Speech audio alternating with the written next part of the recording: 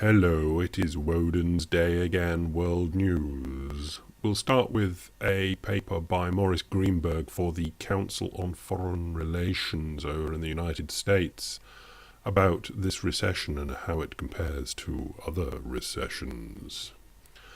First chart is real GDP and how is it doing. The blue is the average of post-war recessions. Ignore the black spotty ones. So blue is post-war recession average and red is how we're currently doing at the moment in the United States of America. And as you can see, real GDP not really cutting it compared to the post-war average. Coming out of the recession, starting at zero, and those are months, so coming on for 2 years since the end of the recession was declared. Right, we'll move on to some more that Maurice has put together here. And this is nominal housing prices. Same system.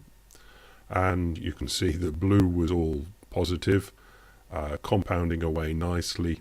And the red, what is currently going on, is not nearly as nice because it's running negative.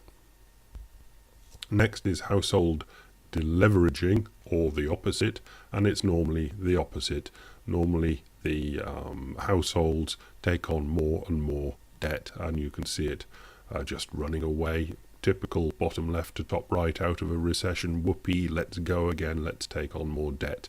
But this time, if you look very carefully, you can see that the red line is just marginally going down below the zero line. In other words, nothing's much happening, either deleveraging or leveraging in households. Next is non-farm payrolls, and you can see it's well behind the average. Next is industrial production, running quite close to the average. Those that are working are kicking out the industrial production. Next is industrial capacity, showing that that capacity for industrial production, or industrial capacity, is not being taken up at all in the United States of America. Normally they'd be pushing on and industrial capacity would be taking off, but it's not. It's just well low, negative. And this is world trade volume, and the world trade volume is north of where we would expect it to average be since the Second World War. So the world trade volume is out there to be had, but America isn't taking part of it in that world trade from the production side, and is now reducing the amount that it's taking part in the consumption side as well.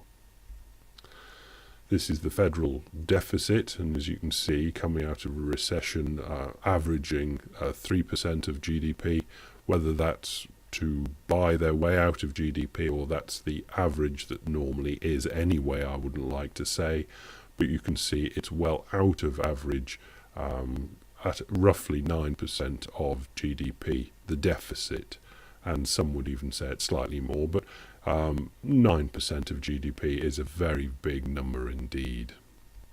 Now let's go back. It's the next link, but we're going back to the household deleveraging because this is where it is at, man. And let's see what Maurice says. That's the repeat of the chart. So the next link, J, is what Maurice has to say about it. In every previous post-war recovery, the stock of household debt has risen as the recovery has begun. Or you can say it all happened together. Debt rises, the recovery rises, there is recovery, and there is an increase of debt in the households. Second bullet point. In the current recovery, the collapse in home prices has severely damaged household balance sheets. As a result, consumers have avoided taking on new debt. We can see that clearly in the chart. Not in this part of little section of the chart, but we know it from, we've just seen it. The result is weak consumer demand and hence a slow recovery.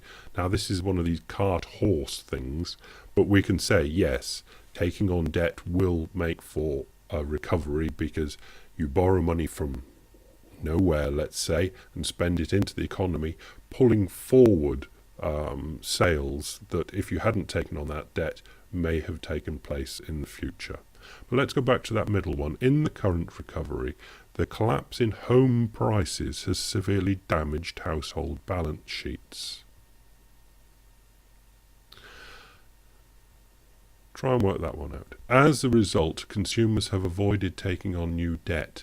He seems to be saying that consumers have avoided taking on new debt because their balance sheet has been severely damaged by the current collapse in home prices. It's a confidence thing. That, what he's saying there, is a confidence thing. House prices haven't gone up, so people haven't felt rich enough to take out either equity from their house or taking out debt knowing that their house price will rise and they will be able to return that debt. They will be able to pay that debt off. Without that rise in house prices, people don't only feel poorer, but they are poorer because they have taken on debts predicated on the fact that their home price would go up, which would mean that they could sell the house or take equity out of the house in order to pay the debts back. And now they can't because those house prices have not gone up. And they are stuck with the debts, and they're sensible enough not to take on any more. Let's go to this chart. The red spotty line is easing of lending terms. Now, when it goes, you can see it goes to 1993 and goes across and then plummets down in the recession. Now, when the red spotty line goes down, it means banks tighten up on their lending requirements. They're stricter with giving out loans. When it's high, they'll give out loans. When it's low, like at the bottom of the recession, they don't want to give out loans at all because they're scared. And you can see at the moment, they've really eased it up. They really want to give out loans.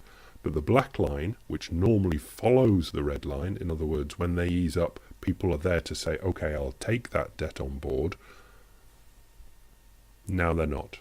The banks have eased up. They will give loans, but the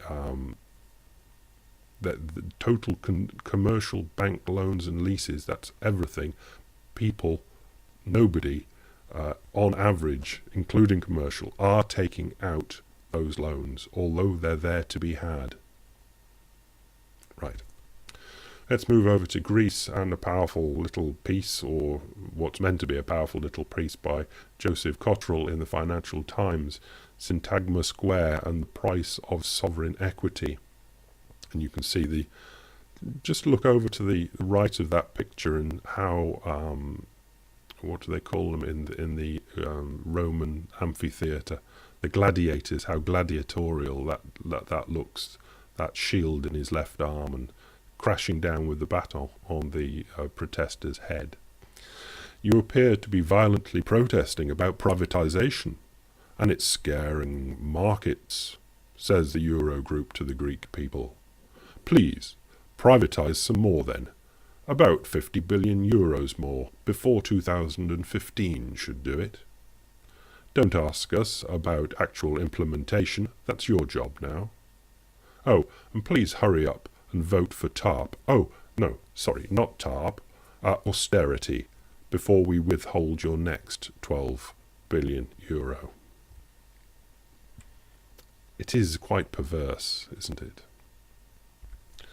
The Telegraph in the UK gives us Treasury plans for Greece to go bust. That's the UK Treasury planning for Greece to go bust.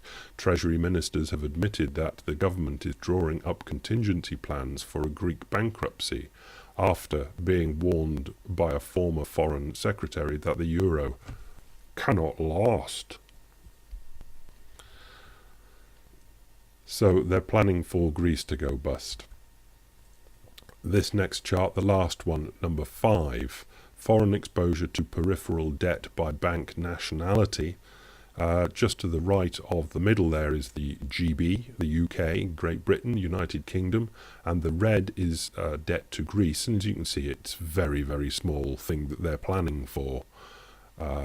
Just towards the right, second from the right, is America. The US has got more debt going out to Greece, and obviously the main owners of Greek debt are in red there, Germany on the left, and even more owed to France. But I would recommend that the United Kingdom, Parliament, Treasury, everybody prepares for the problem in those grey pillars. Those grey pillars are Ireland, and look how Ireland is compared to Greek debtful GB, Team GB PLC. It's very, very much bigger, and same for Germany. That's what they should be planning for, not Greece. Well, bravo for planning for Greece, and they can practice for when it becomes Ireland, where the big problem is. Bye.